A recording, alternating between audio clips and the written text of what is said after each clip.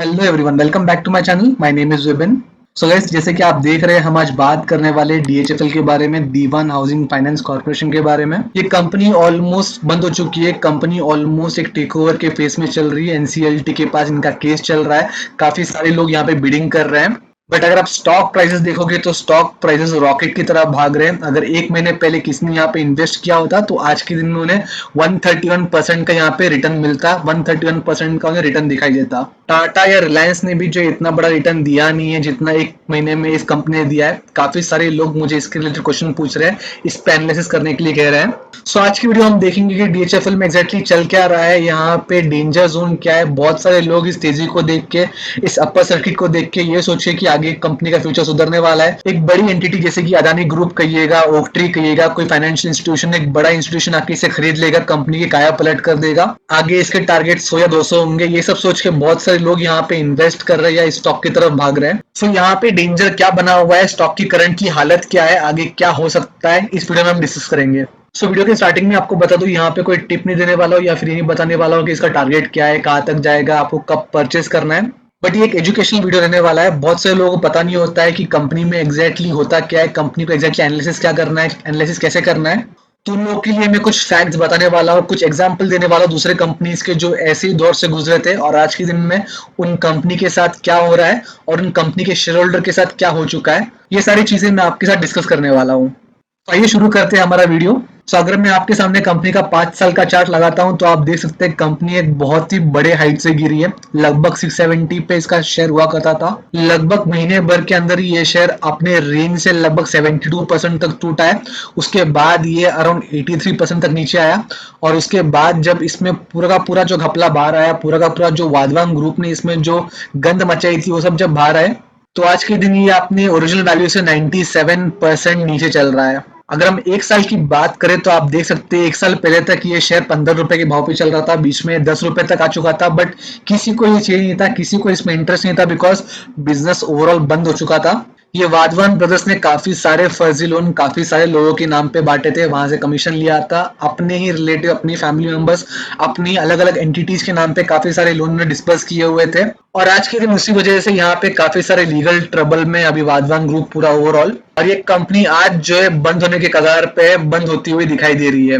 But ये company काफी बड़ी है। इतनी बड़ी कंपनी को बंद करना इतना आसान नहीं होता, या बंद करना गवर्नमेंट के लिए खासकर इतना ज्यादा जो है इजी नहीं होता। बिकॉज यहाँ पे बहुत सारे लोगों के पैसे अटके हुए हैं, बस शेयर होल्डर के नहीं, बॉन्ड होल्डर के पैसे यहाँ पे अटके हुए हैं, जिन्होंने एनसीडी के थ्रू यहाँ पे पैसे लगाए हुए हैं। इन्होंने ओवरऑल मार्केट से बड़े बड़े लोन्स लिए हुए जो आज तक इस कंपनी ने रीपे नहीं किए हुए, रीपे कर भी नहीं पाएंगे, बिकॉज यहाँ पे ऑपरेशन जीरो है। यहाँ पे इनकी इनकम्स नेगेटिव में, रिजर्व्स इनके नेगेटिव में चल रहा है। बट आप देख सकते हैं शेयर प्राइस जो है काफी ऊपर भाग रहा है। सो काफी लोग मुझसे पूछ रहे थे यहाँ पे इन्वेस्ट करना सही होगा या नहीं, यहाँ पे इन्वेस्ट करना चाहिए या नहीं। तो सबसे पहले हम जानते हैं कि यहाँ पे ये शेयर ऊपर क्यों जा रहे हैं और क्या यहाँ पे ऊपर जाते हुए शेयर को पकड़ने से हमें बेनिफिट आगे मिल सकते हैं या नहीं। बड़ी लॉन्ग टर्म की बात करें, लॉन्ग टर्म में हमें यहाँ बेनिफिट मिल सकता है, कितना यहाँ पे रिवॉर्ड और रिस्क रेशो है।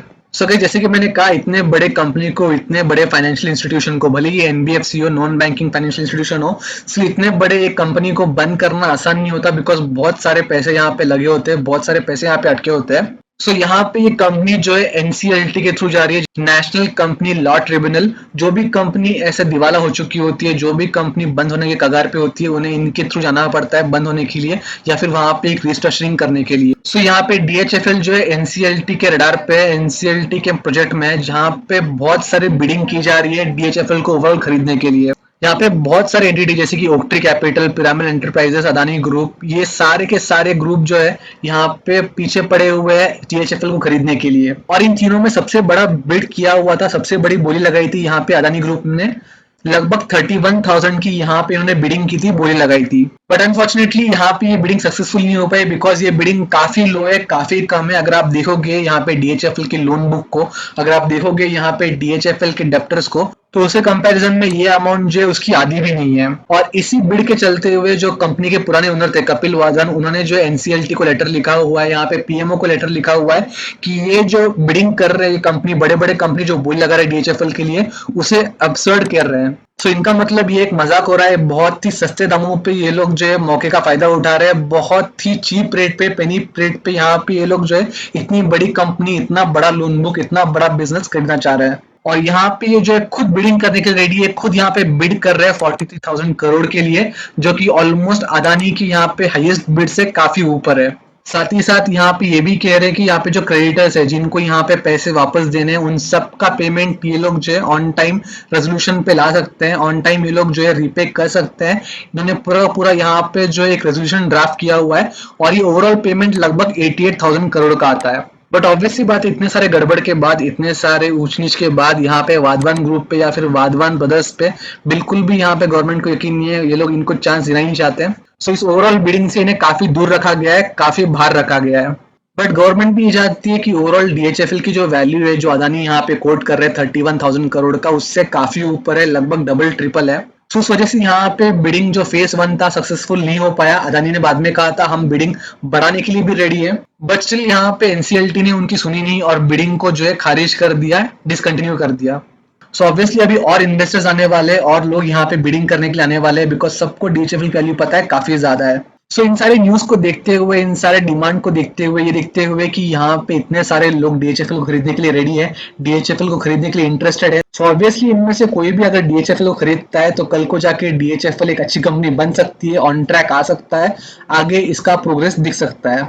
यही सोचते हुए सारे के सारे इन्वेस्टर एक ही चाल में यहाँ चल रहे हैं, यहाँ पे रिस्क देख नहीं रहे हैं, बस यहाँ पे इन्वेस्टमेंट कर रहे हैं। ये सोचिए कि आज बहुत ही कोरियर के भाव में मिल रहा है, कल को हो सकता है डबल ट्रिपल भी हो जाए, यहाँ पे चांसेस काफी ज्यादा है। सो यहाँ पे पहला पॉइंट तो मैं कहूंगा कि ये इसमें कोई गलत बात नहीं है, ये एग्जैक्टली सही सोचे कि कोई भी यहाँ पे अगर कंपनी को खरीदता है, कंपनी में अगर एक रिस्ट्रक्चरिंग होता है तो उसके बाद कंपनी आगे ग्रो कर सकती है। यस बैंक का एग्जाम्पल देखते हैं, कितनी अच्छी तरह से कंपनी ग्रो कर रही है, कितनी अच्छी तरह से बैंक ऑन ट्रैक आ रहा है। रुचि से की बात करें तो वो भी ऐसी है कि काफी ज्यादा लॉस मेकिंग कंपनी थी, जब एक नई एंटिटी ने यहाँ पे खरीदा है तो काफी ज्यादा प्रॉफिट मेकिंग कंपनी बन गई है। आज बहुत ही ऊपर वहां के शेयर प्राइसेस जा चुके हैं, काफी हायर रेट पे आज ट्रेड हो रहा है। बट ये बस एक पहलू है सिक्के का, जो दूसरा पहलू है वो कोई देख नहीं रहा, या फिर वो लोग इग्नोर कर रहे हैं, या फिर हो सकता है कुछ लोगों को ये पता भी नहीं होगा। तो यहाँ पे पहला पॉइंट तो हमें समझ में आया कि शेयर इतने बढ़ क्यों रहे हैं, शेयर इतने चढ़ क्यों रहे हैं, क्योंकि यहाँ पे जो है काफी हायर रेट पे बिडिंग हो रही है। जो पहला ऑफर था यहाँ पे एनसीएलटी और गवर्नमेंट के थ्रू डिक्लाइन हो गया है, दूसरे ऑफर की तरफ बढ़ने वाले हैं, दूसरा ऑफर जल्दी आ सकता है।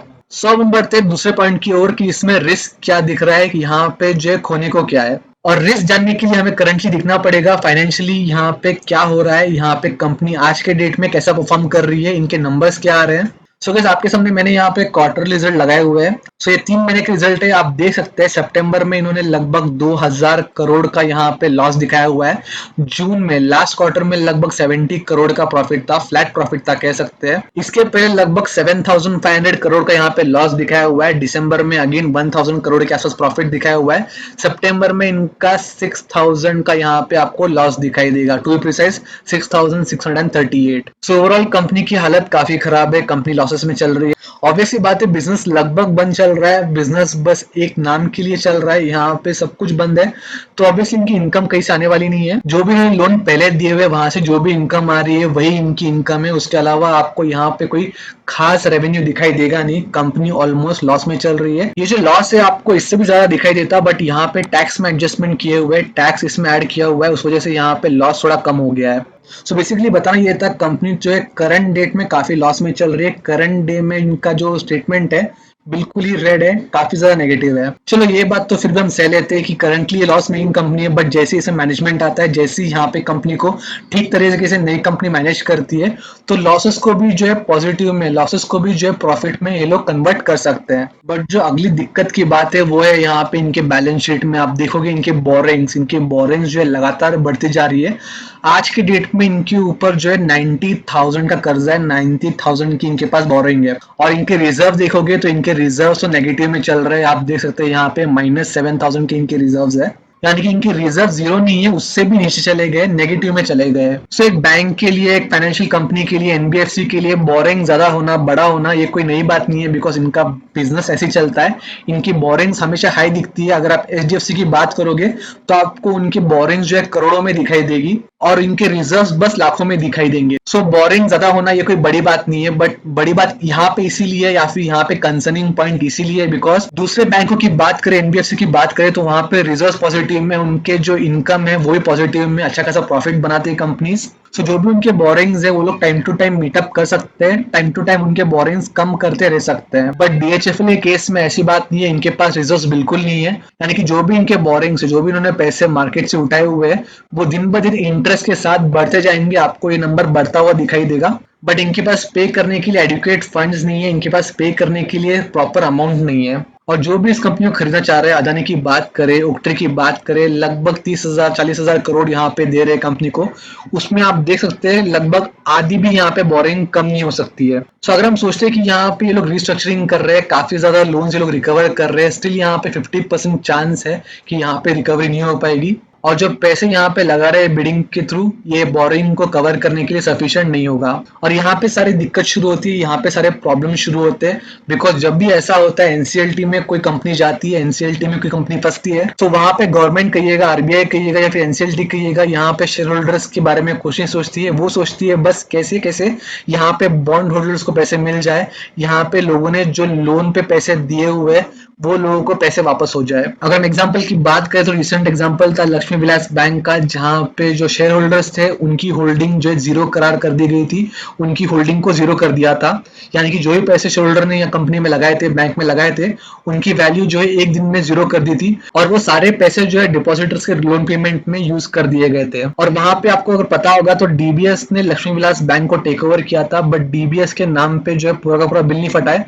डीबीएस ने कुछ हद तक यहाँ पे पैसे दिए हुए थे, कुछ हद तक यहाँ पे लिक्विडिटी डाल दी थी, और बाकी के पैसे यहाँ पे शेयर होल्डर्स और जो बॉन्ड होल्डर्स थे उनसे वसूल किए गए थे। दूसरा एग्जांपल हम देखते हैं रुचि सोया का। जैसे कि मैंने कहा, रुचि सोया में भी ये हुआ था, जब पतंजलि ने टेक ओवर किया था, तो जो शेयर होल्डर थे रुचि सोया के, जिनकी ऑलरेडी वैल्यू काफी कम हो गई थी, उनका आई बिलीव यहाँ पे स्वैप रेशो था 100 शेयर को जो है एक में कन्वर्ट किया गया था, काफी बड़ा यहाँ पे हेयरकट वैल्यू कर दिया था। सो रुचि सोया में एटलीस्ट हेयरकट वैल्यू कम किया था, बट शेयर मेंटेन रखे थे, जबकि लक्ष्मी विलास बैंक में शेयर को जीरो कर दिया था। अगर येस बैंक की बात करें तो फॉर्चुनेटली येस बैंक में तो किसी ने टेक ओवर नहीं किया था, येस बैंक में जो है फ्रेशली यहाँ पे पैसे डाले हुए थे। सो उस वजह से शेयर होल्डर को जो है डायरेक्ट इम्पैक्ट नहीं हुआ, डायरेक्ट उनकी जो शेयर वैल्यू है उसमें कोई हेयरकट नहीं हुआ, उसमें कोई डिस्काउंट नहीं देखा गया। बट इनडायरेक्टली गवर्नमेंट ने येस बैंक के शेयर होल्डर्स के शेयर जो थे 3 साल के लिए ब्लॉक किए थे, वो भी हायर लेवल पे, जब वो शेयर 30-40 के रेट पे चल रहे थे तब उन्होंने ब्लॉक किया था। और जो बड़े फाइनेंशियल इंस्टीट्यूशन जो यहाँ पे इन्वेस्ट कर रहे थे उनको 10 रुपए के भाव में शेयर बेच दिए थे, और उसके बाद वापस 12 के भाव पे यहाँ पे एफपीओ लेके आए थे। तो जिन लोगों ने हायर रेट पे खरीदे हुए थे, जिनके शेयर ब्लॉक थे,